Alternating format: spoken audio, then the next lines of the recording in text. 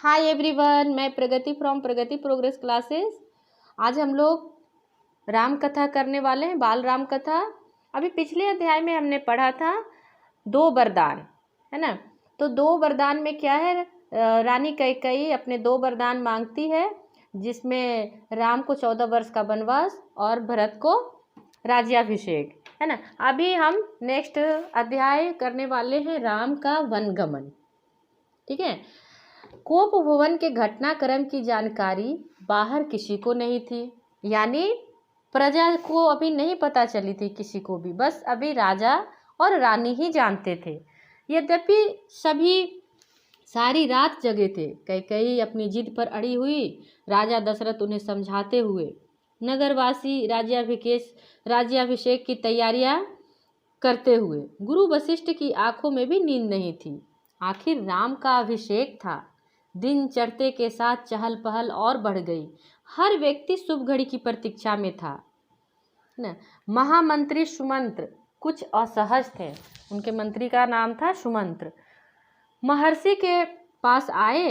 दोनों ने महाराज के बारे में चर्चा की। पिछली शाम से किसी ने महाराज को नहीं देखा था। कुछ लोगों के लिए इसका कारण आयोजन की व्यस्तता थी। महर्षि ने सुमंत्र को राजभवन भेजा। समय तेजी से बीत रहा था। शुभ घड़ी निकट आ रही थी। सारी तैयारियां हो चुकी थी, केवल महाराज का आना शेष था। सुमंत्र तत्काल राजभवन पहुंचे। कैकेयी के महल की सीढ़ियां चढ़ते हुए सुमंत्र को एक अनजान डर ने घेर लिया। अंदर पहुंचे, देखा कि महाराज पलंग पर पड़े हैं, बीमार, दीनहीन। सुमंत्र का मन भापते हुए कैकेयी ने कहा, चिंता की कोई बात नहीं मंत्रीवर, महाराज राज्याभिषेक के उत्साह में रात भर जागे हैं। वो बाहर निकलने से पूर्व राम से बात करना चाहते हैं। कैसी बात? सुमंत्र ने पूछा। मैं नहीं जानती। अपने मन की बात वे राम को ही बताएंगे। आप उन्हें बुला लाइए। दशरथ ने बहुत क्षीण स्वर में राम को बुलाने की आज्ञा दी न। तो राम को बुलाते हैं उनके मंत्री सुमंत्र। और जैसे ही सुमंत्र जाते हैं दरबार में तो और भी कोलाहल बढ़ जाता है, ठीक है। कुछ पल में राम वहां पहुंच गए। लक्ष्मण भी साथ थे। दोनों भाई विस्मित थे। वे राजसी वस्त्रों में थे, सजे धजे। लोग जय जयकार करने लगे, पुष्प वर्षा होने लगी। राजकुमार समझ नहीं पा रहे थे कि महाराज ने उन्हें अचानक क्यों बुलाया। लोग समझ रहे थे कि राम राज्याभिषेक के लिए जा रहे हैं, क्योंकि अयोध्या की प्रजा भी राम को बहुत पसंद करते थे, तो इसलिए वो बहुत उत्सुक थे कि हमारे राम कब राजा बने, है ना। महल में पहुंचकर राम ने अपने पिता को प्रणाम किया, फिर माता कैकेयी को। राम को देखते ही राजा दशरथ बेशुद्ध हो गए। उनके मुंह से एक हल्की सी आवाज निकली, राम। उन्हें होश आया, तब भी वे कुछ बोल नहीं सके। थोड़ी देर तक चुप्पी रही, असहज सन्नाटा। कोई कुछ नहीं बोला। तो राम ने पिता से पूछा, क्या मुझसे कोई अपराध हुआ है? कोई कुछ बोलता क्यों नहीं? आप ही बताइए माते। महाराज दशरथ ने मुझे एक बार 2 वरदान दिए थे। मैंने कल रात वही दोनों वर मांगे, जिससे वे पीछे हट रहे हैं। यह शास्त्र सम्मत नहीं है, रघुकुल की नीति के विरुद्ध है। कैकेयी ने बोलना जारी रखा। मैं चाहता हूं कि राज्याभिषेक भरत का हो और तुम 14 वर्ष वन में रहो। महाराज यही बात तुमसे नहीं कह पा रहे थे। राम संयत रहे। उन्होंने दृढ़ता से कहा, पिता का वचन अवश्य पूरा होगा। भरत को राजगद्दी दी जाएगी। मैं आज ही वन चला जाऊंगा। और कैकेयी के महल से निकलकर राम सीधे अपनी माँ के पास गए। उन्होंने माता कौशल्या को कैकेयी भवन का विवरण दिया, है ना। जो भी बातें हुई थी वो सारी बात उन्होंने माता कौशल्या को बताया। कौशल्या का मन था कि राम को रोक ले, वन न जाने दे, राजगद्दी छोड़ने पर वह अयोध्या में रहें। उन्होंने कहा, पुत्र, यह राजआज्ञा अनुचित है, उसे मानने की आवश्यकता नहीं है। राम ने उन्हें नम्रता से उत्तर दिया, यह राजआज्ञा नहीं, पिता की आज्ञा है। उनकी आज्ञा का उल्लंघन मेरी शक्ति से परे है। आप मुझे आशीर्वाद दें माता। वे इस कायरों का जीवन मानते थे, है ना। लक्ष्मण इससे सहमत नहीं थे। उनका कहना था कि एक कायरों का जीवन है। उन्होंने राम से कहा, आप बाहुबल से अयोध्या का राज सिंहासन छीन लें, देखता हूँ कौन विरोध करता है ना। लक्ष्मण जो थे वो थोड़ा सा राम जैसा नहीं थे, वो थोड़ा टेढ़े थे, बहुत जल्दी वो गुस्सा हो जाते थे। तो राम बोलते हैं कि अधर्म का सिंहासन मुझे नहीं चाहिए, मैं वन जाऊंगा, मेरे लिए तो जैसा राज सिंहासन है वैसा ही वन है। ये सब सुन के कौशल्या ने स्वयं को संभाला, उठी और राम को गले लगा लिया। वे राम के साथ वन जाना चाहती थी। राम ने मना कर दिया, कहा कि वृद्ध पिता को आपके सहारे की अधिक आवश्यकता है। कौशल्या ने राम को विदा करते हुए कहा, जाओ पुत्र, 10 दिशाएं तुम्हारे लिए मंगलकारी हो, मैं तुम्हारे लौटने तक जीवित रहूंगी, है ना। माता ने भी अब आज्ञा दे दी। अब कौशल्या भवन से निकलकर राम सीता के पास गए, सारा हाल बताया, विदा मांगी, माता पिता की आयु का उल्लेख किया, उनकी सेवा करने का आग्रह किया। कहा, प्रिय तुम निराश मत होना, 14 वर्ष के बाद हम फिर मिलेंगे। राम के वन गमन का समाचार तब तक सीता के पास नहीं पहुंचा था। राम को देखकर कुछ आशंका हुई, अनिष्ट की। राम ने विदा मांगी तो सीता व्याकुल हो गई, क्रोधित भी हुई, निर्णय पर प्रतिवाद किया। राम नहीं माने तो सीता ने उनके साथ जंगल जाने का प्रस्ताव रखा। सीता ने कहा, मेरे पिता का आदेश है कि मैं छाया की तरह हमेशा आपके साथ रहूं। अंततः राम को उनकी बात माननी पड़ी। तभी लक्ष्मण भी वहां आ गए, वह भी साथ जाने को तैयार थे। राम ने उन्हें इसकी स्वीकृति दे दी, शीघ्र तैयारी करने को कहो। सारे लोग हैं जो वन जाने की तैयारी में लग गए। राम वन जा रहे हैं, यह समाचार पूरे नगर में फैल चुका था, है ना। सभी प्रजा को ये बात पता लग गई। नगरवासी दशरथ और कैकेयी को धिक्कार रहे थे। कुछ देर पहले तक जहां उत्सव की तैयारियां थी, वहां उदासी ने घर कर लिया। सड़कें गीली थी लोगों के आंसुओं से। सबकी इच्छा थी कि राम सीता वन न जाए। वे उन्हें रोकना चाहते थे पर बेबस थे। राम, सीता और लक्ष्मण जंगल जाने से पहले पिता का आशीर्वाद लेने गए। महाराज दशरथ दर्द से करा रहे थे। तीनों रानियां वहीं थी, मंत्री आसपास थे। मंत्रीगण रानी कैकेयी को अब भी समझा रहे थे, क्षुब्ध थे पर तर्क का साथ नहीं छोड़ना चाहते थे। ज्ञान, दर्शन, नीति, रीति, परंपरा सबका हवाला दिया, कैकेयी अड़ी रही।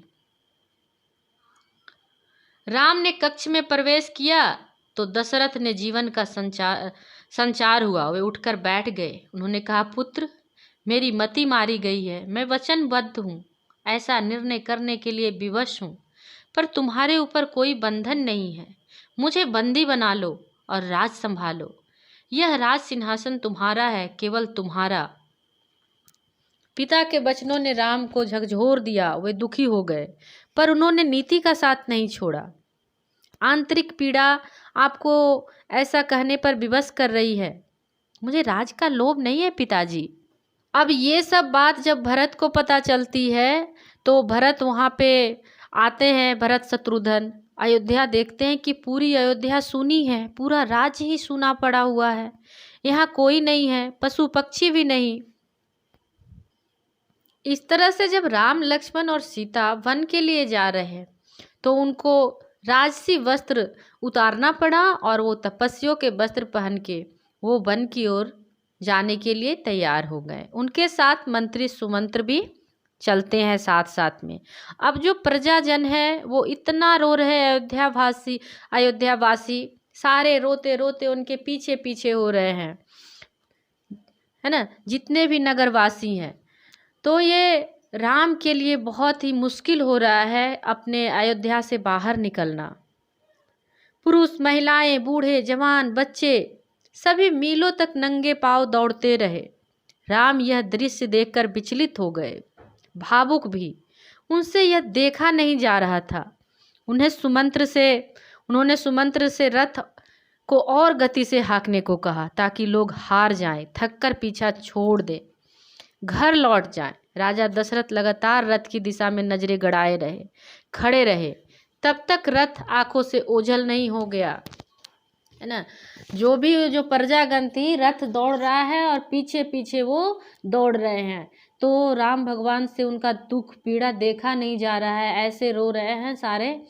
तो बोलते हैं और तेज कर लो, मेरे से ये देखा नहीं जा रहा है। रथ दिन भर दौड़ता रहा, वन अभी भी दूर था। तमसा नदी के तट तक पहुंचते पहुंचते शाम हो गई। वनवासियों ने रात वहीं बिताई। अगली सुबह वे दक्षिण दिशा की ओर चले। हरे भरे खेतों के बीच से गोमती नदी पार कर राम, सीता और लक्ष्मण सई नदी के तट पर पहुंचे। महाराज दशरथ के राज की सीमा वहीं समाप्त होती थी। राम ने मुड़कर जन्मभूमि को देखा, उसे प्रणाम किया, कहा, हे जननी, अब 14 वर्ष बाद ही तुम्हारे दर्शन कर सकूंगा। शाम होते होते वे गंगा के किनारे पहुंच गए।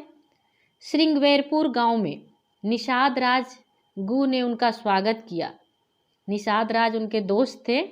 राम ने रात वहीं विश्राम किया। गुराज के अतिथि के रूप में वन क्षेत्र आ गया था, नदी के उस पार। अगली सुबह राम ने महामंत्री को समझा बुझाकर किसी तरह वापस भेज दिया। दोनों राजकुमार और सीता ने नाव से नदी पार की, सुमंत्र तट पर खड़े रहे। वनवासियों ने उस पार उतारने तक, उसके बाद वे अयोध्या लौट आए। सुमंत्र की आंखों में आंसू थे। उन्होंने एक एक कर महाराज के सभी प्रश्नों का उत्तर दिया। सुमंत्र को पता था कि दशरथ को इन उत्तरों से संतोष नहीं होगा। महाराज की बेचैनी बनी रही, है ना। जो अभी आज राजकाज संभालने वाले थे और वो अचानक से उनको वन जाना पड़ा, है ना। वहाँ पैर में कांटे चुभेंगे, पता नहीं क्या क्या कैसे रहेंगे। जो महलों में रहने वाले थे, अब वो जंगल में कैसे रहेंगे। तो माता पिता को तो दुख होगा। वन गमन के 6ठे दिन दशरथ ने प्राण त्याग दिए। राम का वियोग उनसे सहा नहीं गया। अभी 6 दिन ही हुआ था कि राजा दशरथ ने अपने प्राण त्याग दिए। दूसरे दिन महर्षि वशिष्ठ ने मंत्री परिषद से चर्चा की। सबकी राय थी कि राजगद्दी खाली नहीं रहनी चाहिए। तय हुआ कि भरत को तत्काल अयोध्या बुलाया जाए, घुड़सवार दूत रवाना किया जाए, इस निर्देश के साथ कि उन्हें अयोध्या की घटनाओं के संबंध में मौन रहना है, वहाँ जाना है, लेकिन भरत से कुछ भी बात नहीं बताना है, ठीक है। लेकिन फिर भी जो दूत गया था वो बिल्कुल चुपचाप था। तो भरत को भी ये संकोच, ये समझ में आ रहा था कि कुछ तो हुआ है। तो अभी ये राम का वन गमन में आपने जाना कि कैसे राम लक्ष्मण और सीता वन का गमन करते हैं और कैसे जो राजा दशरथ उनके प्रेम में अपना प्राण त्याग देते हैं, है ना। तो आज के लिए बस इतना ही। मिलते हैं नेक्स्ट वीडियो में। If you like my video, like, comment and subscribe. Thank you for watching my video.